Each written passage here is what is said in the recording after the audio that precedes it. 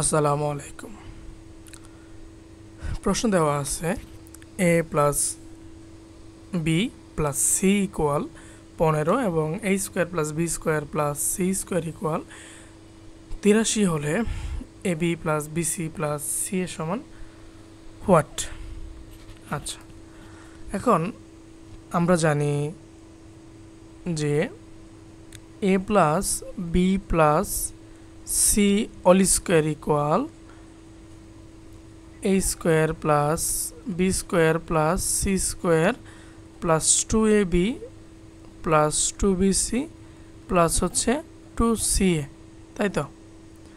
এখন a plus B plus C এর মান দেওয়া আছে, a square plus B square plus C স্কোয়ারের মান দেওয়া আছে।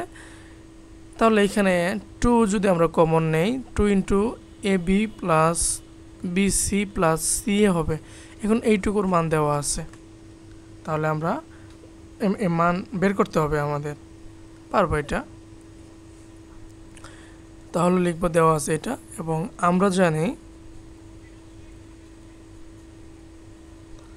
আমি আপনাদের রিকোয়েস্ট করব যে এই 100+ ম্যাথগুলা একটু খাতায় নোটে রাখা, পরীক্ষার আগে একটু চোখে দেখলেই যেন মনে পড়ে যায়।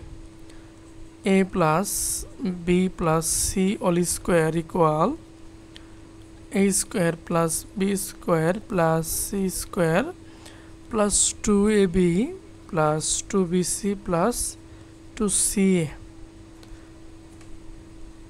বা 15 স্কোয়ার হচ্ছে 225, আর এইটুকুর মান দেওয়া হচ্ছে 83 প্লাস 2 কমন নিলে পাবো আমরা A B plus BC plus CA, বা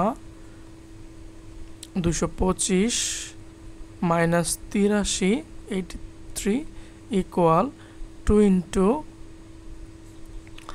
এ B plus BC plus CA, বা